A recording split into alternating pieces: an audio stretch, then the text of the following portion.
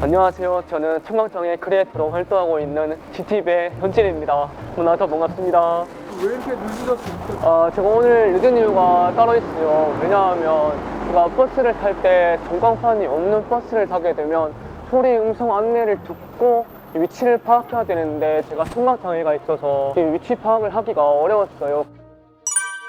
교통 이외에도 교통수단을 이용할 때가 좀 많이 어려웠어요.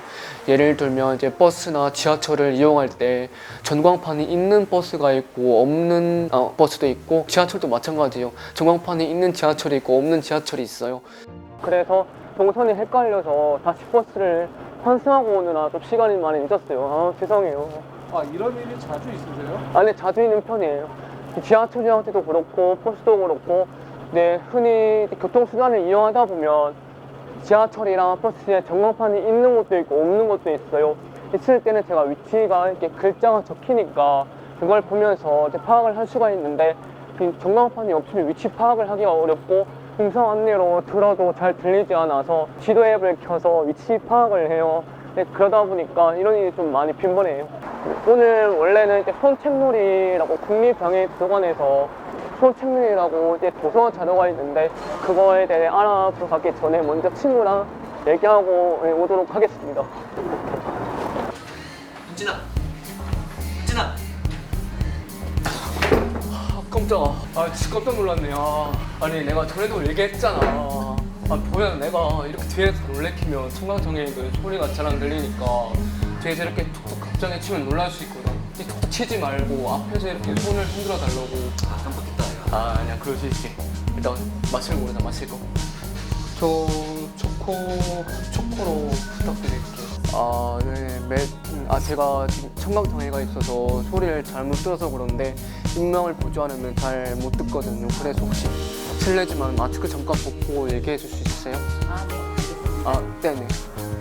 뭐라고 말씀? 멜팅 초코가 있습니다. 멜- 핫초코라고 하는 멜팅 초코. 멜팅 초코요? 그럼 좀 멜팅 초코 따뜻한 걸로 부탁드릴게요. 멜팅 초코 두잔 준비됐습니다. 멜팅 초코 두잔 준비됐습니다. 나 주문할 때 지금 여기 소리로 이렇게 불러서 하는 경우에는 내가 소리가 잘 안 들리니까 지금 카운터를 계속 무시하고 있는지 아니면 나올지 모르거든.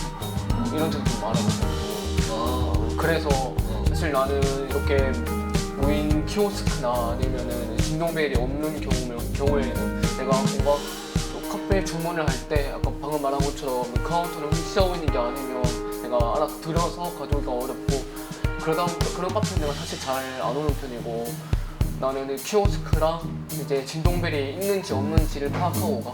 나 그렇게 하고 있어. 저는 어릴 때 2살 때부터 고열로 인해서 열병을 앓아 청력이 약화되었다가 이제 3, 4살 때 제가 장난감 라디오에 관심이 많았어요. 그래서 그 라디오를 소리를 키워서 듣다가 어느 순간에 귀가 청력이 확 나빠져서 이상하다 싶어서 바로 병원에 가서 검사를 했어요. 청각장애 진단을 받게 됐고, 제가 한 4살 때부터 양쪽 귀 둘 다 보청기를 착용하게 됐어요. 어렸을 때 언어 치료를 좀 꾸준히 했어요. 제가 겉으로 드러나지가 않잖아요. 그래서 친구들이랑 얘기를 하다 보면 청각장애인지 모르고 그냥 뭔가 비장의 친구처럼 대할 때가 많은 것 같아요.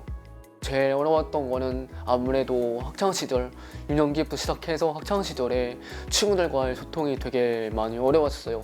예를 들면 이제 친구들이랑 모여서 얘기를 할 때, 물론 1대1로 대화를 할 때 이제 조용한 공간에서는 제가 친구의 입모양을 보고 말을 할 수가 있는데, 여러 명이서 둘러싸여서 동시에 얘기할 때는 제가 하나하나 집중해서 입모양을 쳐다보기가 어려워요. 입모양이 동시에 움직이니까 다 파악하기가 어려워서 무슨 말을 하는지 소리는 들리는데 발음이 들리지가 않았어요.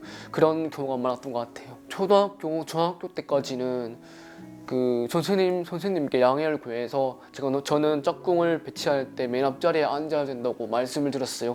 맨 앞자리에 앉아서 또 선생님께서 수업을 하실 때 목소리를 조금 더 크게 해주실 수 있느냐고 이제 부탁을 드렸고, 그걸로도 좀 부족했을 때가 고등학교 때였는데, 고등학교 때는 제가 따로 이제 FM, 그러니까 청각 보조기기 장치를 지원해주는 그 보조기가 있어요. 인공화호에 블루투스 기능이 하나 있어요.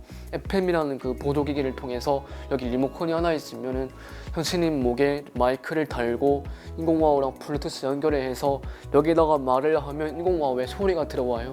네, 그런 식으로 좀 수업 내용을 더 잘 이해할 수 있도록 좀 지원을 받았던 것 같아요. 제가 지금 겉으로 티가 안 나니까 보조기기를 꺼내서 보여주지는 않는데 그냥 제가 지금 청각 장애를 가지고 있어서 소리가 잘 안 들려서 그런데 목소리를 좀 크게 얘기해 줄 수 있는지 아니면 천천히 얘기해 줄 수 있는지 그런 걸 먼저 요청드리기도 하고 근데 요즘 코로나 때문에 또 마스크를 쓰고 있는 경우가 많잖아요. 근데 청각 장애인들이 얘기를 할 때 독순술이라고 해서 입모양을 보고 대화하는 방법이 있는데 그런 마스크를 쓰고 있으면 입모양이 안 보이잖아요. 그래서 마스크를 잠깐만 벗고 이제 얘기를 해줄 수 있으세요? 이렇게 설명을 드리고 대화를 할 때가 많은 것 같아요. 저는 수어를 성인 이전에는 전혀 몰랐어요. 청각 장애인들은 무조건 수어를 할 줄 안다라는 그 편견이 저는 말이 안 된다고 생각해요. 어떻게 보면 상식적인 건데 근데 비장애인으로 살다가 그냥 멀쩡히 잘 살다가 사고로 인해서 후천적으로 청력을 잃었을 때는 수어를 배운 적이 없잖아요, 살면서. 그런 경우에는 수어를 할 줄 모르는 분들이 훨씬 많으시고 또 비장애인이 아닌 선천적으로 태어나자마자 청각장애를 가지고 있는 분들 중에서는 수어를 배우는 분도 있고 아닌 분도 있어요. 그러니까 구화가 편하신 분들은 구화를 배워서 입모양을 보고 소통을 하거나 아니면은 수어를 좀 그래도 구화가 어려운 경우에 수어를 따로 배워서 이제 노학교에 가는 경우가 많은 것 같아요. 네. 청각 장애인 분들 중에서 구화보다 수어를 선호하시는 분들은 사실 한국 수어하고 한국말하고 지금 문법에 차이가 있어요.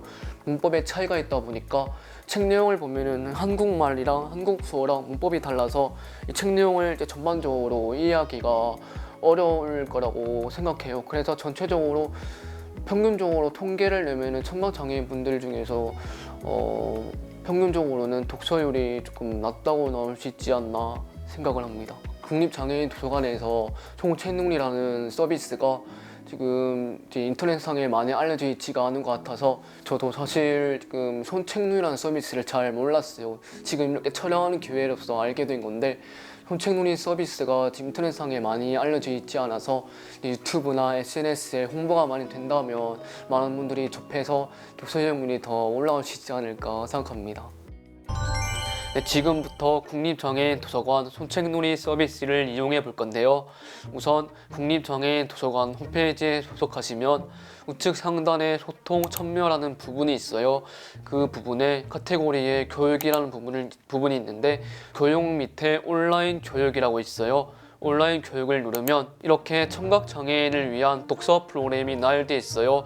이 중에서 제가 읽고 싶은 책을 한번 골라볼게요. 모두가 행복할 권리, 인권이란 책을 읽어보겠습니다. 네, 이렇게 수어와 자막이 함께 나오고 있어요.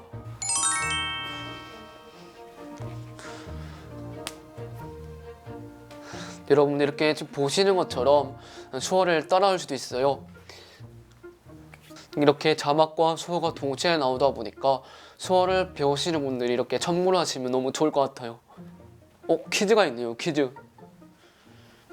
배운 내용에 대한 문제를 풀어보도록 하겠습니다. 이 책 내용이 끝나면은 그 내용 어떤 내용들이 있는지 이렇게 문제를 내주나 봐요. 이거 인권 아닌가? 맞네, 인권.